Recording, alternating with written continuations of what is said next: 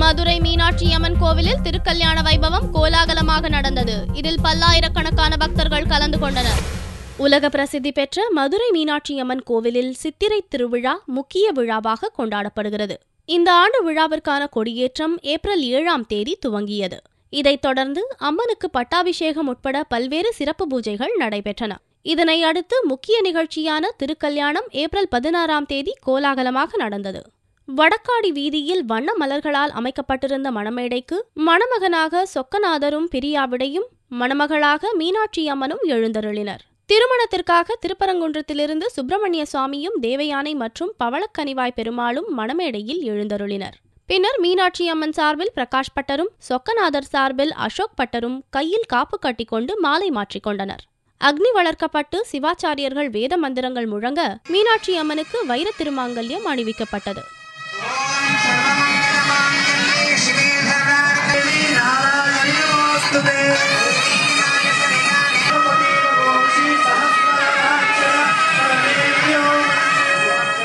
அம்மன் கழுத்தில் திருமாங்கல்யம் அணிவிக்கப்பட்டதும் கோவிலில் திரண்டிருந்த பெண்கள் புதிய திருமாங்கல்ய கயிறுகளை மாற்றிக்கொண்டனர். இந்த விழாவிற்காக தமிழகம் மட்டுமின்றி பல்வேறு மாநிலங்களில் இருந்தும் வெளிநாடுகளில் இருந்தும் பக்தர்கள் வந்திருந்தனர்.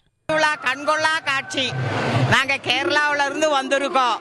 கேரளாவில எத்தனையோ திருவிழா பார்த்திருக்கோம். പക്ഷെ இதுபோல திருவிழா இதுவரை பார்க்கல. அதனால மதுரை மீனாட்சியோட திருவிழா எல்லாரும் கட்டாயமா பார்க்கணும். சித்திரை திருவிழா பார்க்கறதுக்காக நாங்க கொச்சின் சென்னையில எல்லாம் இருந்து வந்திருக்கோம். நானும் எங்க அக்கா ஃபேமிலி எல்லாம் வந்து சின்ன வயசுல இருந்தே நாங்க இதை பார்த்துட்டு இருக்கோம். திருக்கல்யாணத்தன்னைக்கு இந்த இதுக்கு மாத்தும் போது மனசுக்கு ஒரு திருப்தி கிடைக்குது.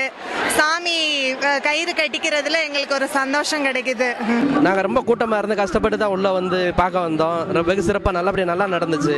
நல்லா ரொம்ப சிறப்பா இருந்துச்சு. ரொம்ப சந்தோஷமா இருக்கு எங்களுக்கு இதை பார்க்க முடிஞ்சதுனால. இந்த திருக்கல்யாணத்தோட நாங்களும் எங்களுக்குள்ள திரும்ப ஒரு தடவை கல்யாணம் பண்ணிக்கிட்டோம். ஸோ ஒரு சான்ஸ் கிடைச்சிருக்கு அப்படின்ட்டு திரும்ப கல்யாணம் பண்ணா ஒரு தடவை தான் கல்யாணம், அடுத்த 60 கல்யாணம் தான் நடக்கும்.